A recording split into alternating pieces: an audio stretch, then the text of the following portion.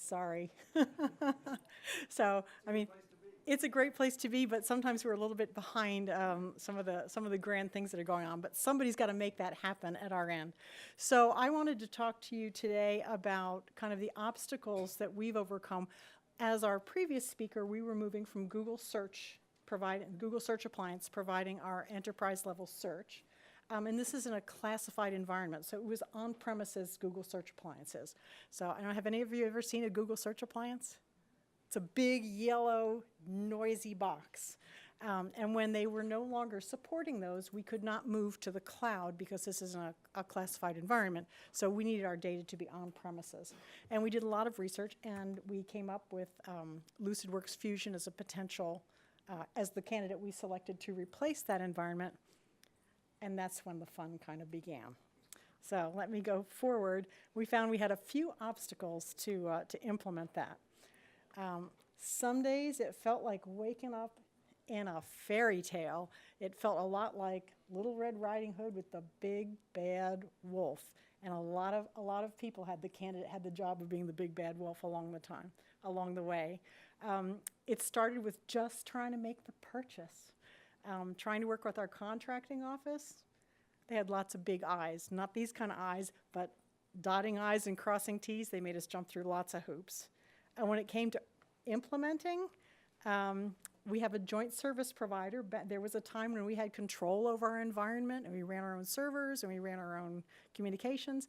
But what has the government been doing? Because when he works with the government, data center consolidation, right? So you now control nothing. Other people control things, and you have to get permissions from them. And they are always listening to what's going on, and you have to get clearance.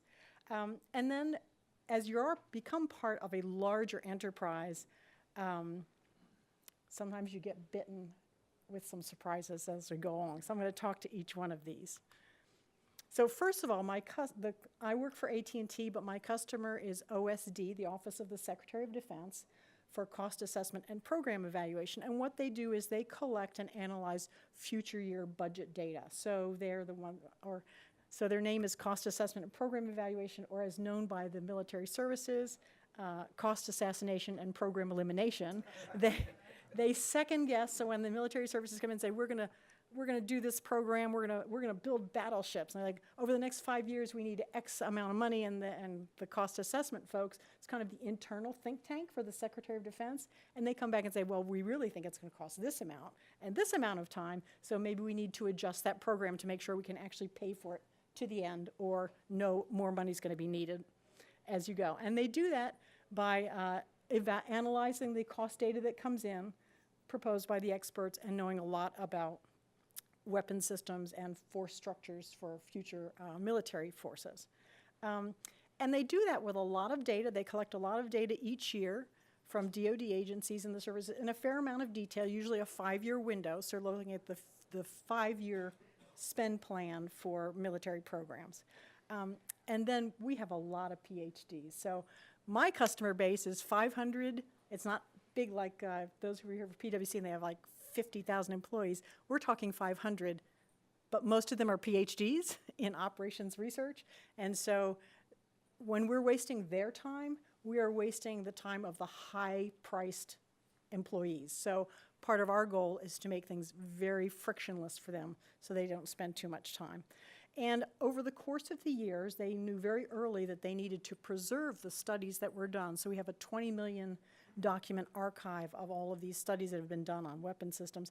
And as people retire, everyone's heard about the silver tsunami of all the people retiring and a lot of young analysts coming in, they need to be able to find stuff because they were not there for the whole history of a lot of these systems. And when you build a battleship, I mean, you're talking an investment of 50 years. So you need to know a fair amount over a long period of time. So I was thinking about the agenda for the talk, and I thought, what about the agenda for the work? Everybody had one, and none of them had the same agenda. Our agenda, we're Little Red Riding Hood, OSD Cape. We just wanted to replace the Google Search Appliance and continue to provide enterprise-level search to these cost analysts so they would be able to find their way through all of this excellent work that has been done by the previous PhDs that have come through. They're the ones who provide analysis and recommendations to the people who make decisions at the highest levels in DoD. So we want to make sure they could do that. The enterprise, on the other hand, their goal was to consolidate the federal data centers. That's a mandate they have from Congress. Everybody needs to give up their servers, hand them over. It's a great, it's a better way to provide security, maybe, and also to protect government assets. So you can standardize and reduce costs, maybe, by consolidating that way. On the other hand, the contracting offices, who are the guardians of your tax dollars, they want to ensure that you're getting best value for taxpayer dollars. And so they make sure and want to make sure you're getting fair pricing. So they're the first place we had to go. First thing we had to do is convince them we should be allowed to make this purchase of Lucidworks. And then, of course, it was Lucidworks themselves. They were the hunters, looking for a good way to deal with the federal government, to sell to the federal government, and have a profitable business model. They're not in it, just for good work. So those were the players, and everyone had an agenda. And as you can see, none of the agendas were CAPE's agenda. They all had their own agendas. So step one was the contracting office.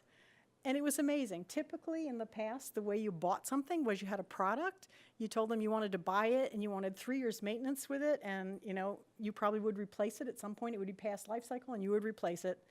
And typically for search, it was something like you were going to have 20 million documents, so it's X price for 20 million documents. Certainly, that's how the Google search appliance worked. You had 1 million documents, you had 10 million documents, and the price went up.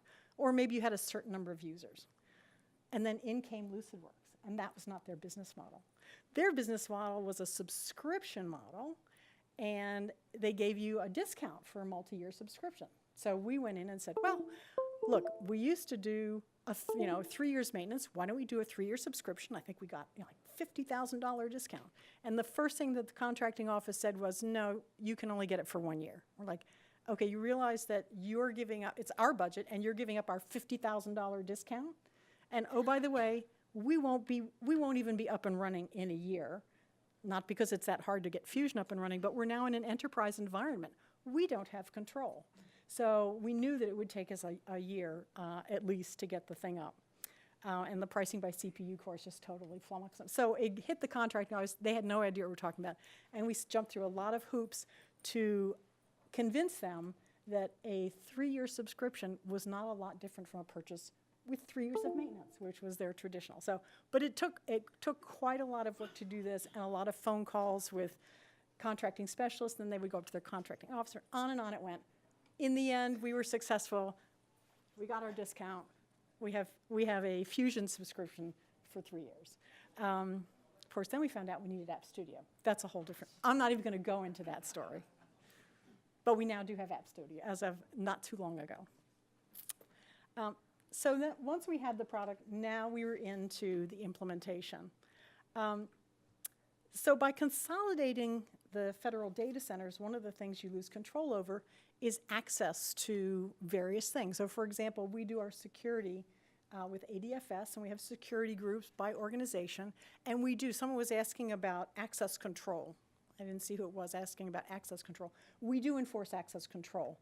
These are pre-decisional budget documents, so you can imagine only people who are allowed to see them can see them. So we need to identify the user. We need to reach out and find out what access rights they have versus the access rights that have been imposed on the permissions on the documents. And the local administrators, they provide what just like Amazon with their last mile delivery. I mean, our system administrators at the leaf end are kind of the last mile of security. But they don't have access to ADFS. They didn't have access to some of the sources of data that we needed to be able to authenticate the users and provide that last mile of security. But despite that, we found another way. They couldn't gain access to ADFS, but as you see, we ended up using IIS to validate the identity and then passing the credentials to Fusion directly. So we had to have another way to do it. So it's been a great test of creativity for our system administrators. Thank goodness they're really clever, but one of our lessons certainly was you better have more than one way to skin your cat or you may not get to your ultimate goal. And then our latest surprise. So as we were working along, we were just bit by bit, we're solving all these problems. Now we're able to authenticate the users. We're bringing up little test search results. And suddenly one day, I get a call from my system, the search administrator. He's like, everything was working yesterday and nothing's working today. I'm like, okay, now we have to find out what changed. And what's changed was there was an older security protocol called SMB version 1. Anybody familiar with that? Yeah, okay, so SMB version 1. Yeah, so that was working. That's how we had the whole thing working. Fusion depended on it, and the enterprise decided that that was too old and they were disabling it. So it just... Absolutely. It was a good thing that they did it, but it would have been nice if that had been accompanied maybe with a little bit of communication. So the big issue for us is they're not aware of what we're doing, and they really don't, they don't seem particularly interested, and they don't tell us ahead. So if they had told us we're going to do that, we would have reached out to Fusion, or we would have at least posed some questions to all of our, because it's not the only product we have, all of our vendors. Is this going to have an impact, and what do we need to do? So Lucidworks was caught by surprise. They were very responsive, but it did take them about 6 weeks to come up with a version that would work with versions 2 and 3, which is where we are now. And in the course of that, since this group works on the DoD budget, as everyone knows, at some point it's the start of the fiscal year, and budgets are going forward. They're in the middle of their annual data collection exercises for all the searches, all the services, and that put us in the pond, as they say, which is our period of no deployments. So that delay of 6 weeks then put us into the period where we could no longer deploy our search tool. So we are sitting poised and ready to go, and waiting to get out of the pond so that we can now deploy our search tool. But we've had the tool since September of last year. So true to our predictions, we would not be up and running in the first year. We would be up and running after that. And so, the lesson we took from that, and it was not a surprising lesson, is that we really will, and I on the first slide, I said, disclaimer, the opinions here are the opinions of the speaker. I don't speak for AT&T. I don't speak for the government. But it's clear to me that the gains that we're hoping to get from, all these enterprise tools and the productivity gains we're hoping for are only really going to be effective once we have a little better it goes back to old management techniques, like when you centralize, make sure there's some governing bodies and some people listening to the people who actually use it. So the biggest issue we run into is the enterprise is pretty far away from the end users. And we're sitting with the end users. So when the enterprise does something, and the phones start to, and 500 people start calling up to tell you that their search is not working, we're at the end of the phone line. So that was our experience, and we kind of, and that's the way we felt. So I don't know if you got the chance to look at all I found a lot of Red Riding Hood pictures I thought were I wanted to shoot them.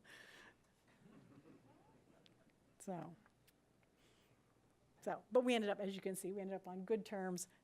It's, we think of him as our big puppy dog. So what questions can I answer for you about the trials and tribulations? And I think this is probably true in any time you have a large organization. It's not just the government. Any time that you have centralization in a large organization, you run into these same issues. How big is the team that was internal, and how much did you outsource?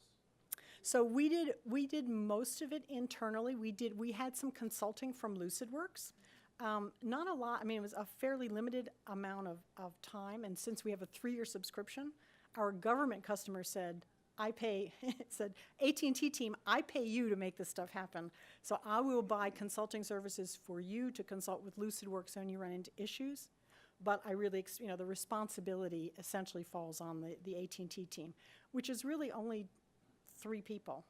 I mean, I'm involved. I'm not involved at a technical level. I have one kind of primary engineer who's the actual search engineer, and he's a young go-getter, so he's into everything.